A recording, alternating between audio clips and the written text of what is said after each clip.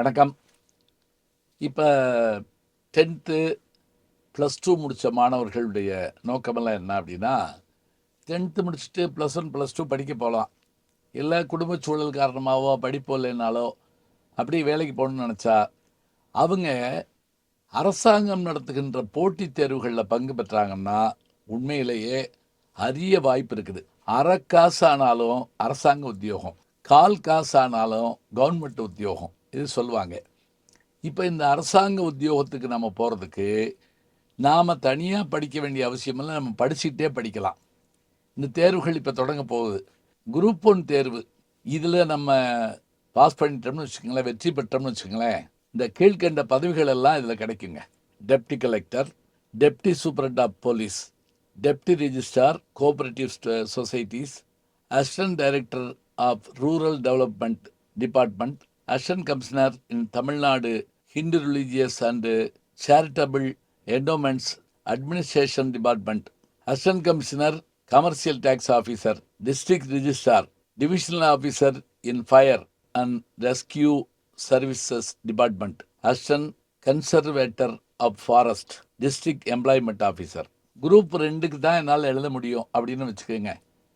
Group 1 கொஞ்சம் கஷ்டங்க அப்படின்னா அதுக்கு நீங்கள் தயாரானீங்கன்னா அதுக்கான பதவிகள் என்னென்ன: deputy commercial tax officer, DCTO, sub registrar, probation officer in prison department, assistant inspector of labour, junior employment officer, assistant section officer in law department, finance department, various departments in Tamil Nadu ministerial service, secretariat service, assistant inspector in local fund audit department, special assistant in the vigilance and anti-corruption department, audit inspector in the audit wing of Hindu religious and charitable endowments, supervisor of industrial cooperatives, senior inspector of cooperative societies. அதே போல் இப்போ இந்த group 1 group 2 2 எழுதுறதா இருந்தால் அவங்க ஒரு degree முடிச்சிருக்கணும். அதாவது ஒரு graduation அவங்களுக்கு இருந்தால் தான் குரூப் 2 குரூப் 1 2 எழுத முடியும். 10த்து +2லாம் எழுத முடியாது. அதை முதல்ல ஞாபகிச்சுக்கணும். சரி, இப்போ எப்படி வாங்க, பிஏ எக்கனாமிக்ஸ் தான் படிச்சிருக்கேன், பிஎஸ்சி கெமிஸ்ட்ரி தான் படிச்சிருக்கேன், அப்புறம் நான் வந்து பிஏ தமிழ் தான் படிச்சிருக்கேன், பிஏ இங்கிலீஷ் தான் யார் வேணாலும் எழுதுறாங்க, டிகிரி முடிச்சிருக்கணும். இதுக்கு மேலே நல்லா சொன்னால் பிஇ என்ஜினியரிங் கிராஜுவேட்ஸு, எம்பிபிஎஸ் படித்தவங்க, அக்ரிகல்ச்சர் படித்தவங்களும் குரூப் 1 குரூப் 2 எழுதலாம். அதிகமான மாவட்ட ஆட்சித்தலைவர்கள் அவங்க வந்து வேளாண்மை படிச்சுட்டு வந்திருக்காங்க, அக்ரி படிச்சுட்டு வந்திருக்காங்க. அதே போல் டாக்டர்ஸ் படிப்பு படிச்சுட்டு எம்பிபிஎஸ் முடிச்சுட்டு கலெக்டராக இருக்கவங்கள நான் பார்த்துருக்கிறேன் பல பேரை. இது தவிர 10த்தும் +2 முடிச்சிருக்கக்கூடியவங்களுக்கு குரூப் 3, குரூப் 4 இந்த 2 இருக்குதுங்க. இப்போ நீங்கள் குரூப் 3 அட்டன் பண்ணுறீங்க, தேர்வில் வெற்றி பெற்றீங்க, அதுக்கு என்னென்ன வேலை கிடைக்கும் தெரியுமா? இந்த நான் சொல்கிறேன் பாருங்க. Account in treasuries and accounts department, assistant in forest department, personal clerk in finance department, personal clerk in secretariat, personal clerk in Tamil Nadu public service commission, personal clerk in Tamil Nadu Legislative Assembly, assistant in various departments in Tamil Nadu Ministerial Service, assistant in the Division of Commercial Tax Department, handloom inspector, revenue assistants in Revenue Department.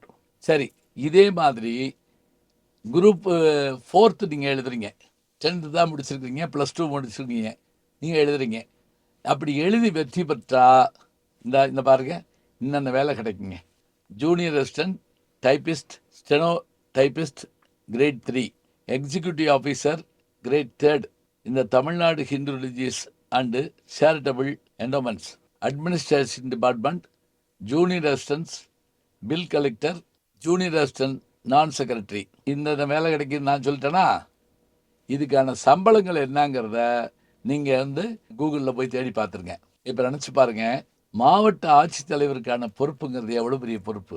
ஒரு மாவட்டத்தை நிர்வகிக்கக்கூடியவர். இத்தனை பெருமையுடைய மாவட்ட ஆட்சித்தலைவராக, IAS IPS ஆக. இப்போ 2 நாளைக்கு முதல்ல கூட ஒரு வாட்ஸ்அப்பில் பார்த்தேன், ஆடு மேய்ச்சிக்கிட்டு இருக்கிற ஒரு பையன் ஏதோ ஒரு அப்ளிகேஷன் கொண்டு கொடுத்தப்போ அவரை சரியாக ரெஸ்பாண்ட் பண்ணலையா.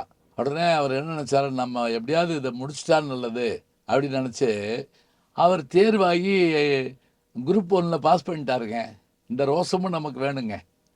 அப்போ திரும்ப திரும்ப என்ஜினியரிங், திரும்ப திரும்ப டாக்டர், திரும்ப திரும்ப நம்ம அக்ரி கிடைக்கல, எனக்கு டென்டல் தான் கிடச்சிருக்கு, இப்படி கவலைப்பட்டுக்கிட்டு இருக்கிறத காட்டிலும் இந்த அரசாங்க தேர்வுகளுக்கு நீங்கள் இப்போ போய் தேர்வு எழுத போயிட்டீங்கன்னா ஒரு கல்லூரியில் சேர்ந்துக்கங்க. ஒன்று டிகிரி முடிச்சிருக்கேன், டிகிரி முடித்தவங்க குரூப் 1 குரூப் 2 எழுதுங்க. டிகிரி முடிக்காமல் சும்மா இருந்தீங்கன்னா வேலைக்கு போங்க, வேலைக்கு போயிட்டு இந்த தேர்வு எழுதுங்க. இந்த தேர்வுக்கான விஷயங்களில் நீங்கள் ஜெயிச்சிங்கன்னா உண்மையிலேயே வீட்டில் ஒரு கலெக்டர் வந்துட்டாருன்னா அந்த வீட்டுக்கு மட்டும் இல்லைங்க, அந்த ஊருக்கே பெருமை இல்லையா? இப்போ நினச்சி பாருங்க, இந்த கேள்விகள் எப்படி இருக்கும் நீங்கள் நினைப்பீங்க, இது கஷ்டமாக இருக்குமே அப்படின்னு. ஒரே ஒரு உதாரணம் சொல்கிறேன் பாருங்க. விழலுக்கு இறைத்த நீர் போல இப்படின்னு ஒரு இது கேள்வி கேட்டு இதுக்கு அவங்களே விடை கொடுத்துருப்பாங்க.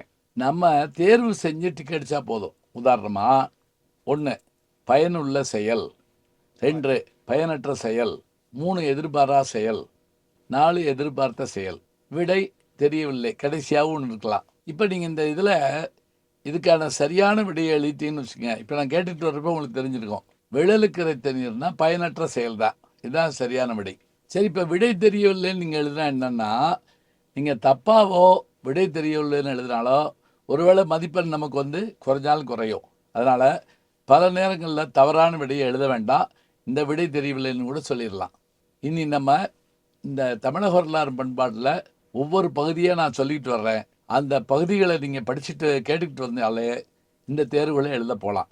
அதாவது துறை சார்ந்த தேர்வுகளை எழுதுங்கள், அதில் வெற்றி பெறுங்கள், நிச்சயமான வேலைவாய்ப்பு நமக்கு இருக்கிறது. எனவே வேலைவாய்ப்பில்லை, படிக்க வசதி இல்லை என்றாலும் கூட இந்த மாதிரியான தேர்வுகளில் வெற்றி பெற்றால் நாம் எல்லா வகையான பதவிகளையும் பெறலாம். வெற்றி உங்கள் கையில், வழியை தேடுங்கள், தட்டுங்கள், திறக்கப்படும். இது உண்மை. நல்ல செய்திகளை நாளும் சிந்திப்போம், நாளை சந்திப்போம். வணக்கம். ஜி ஞானசம்பந்தன் யூடியூப் சேனல் பாருங்கள். உங்களை தேடியே உங்கள் வீட்டுக்கு வருது. கேட்காம ஒரு விஷயம் உங்களை தேடி வருது பாருங்கள், அதை பிடிச்சி வச்சுக்கோங்க. நம்முடைய யூடியூப் சேனலை சேர்ந்து Instagram, Facebook, Twitter, blog, WhatsApp channel என்று அத்தனையிலும் நான் முன்தொடர்ந்து செல்கிறேன். நீங்கள் பின்தொடர்ந்து வாருங்கள்.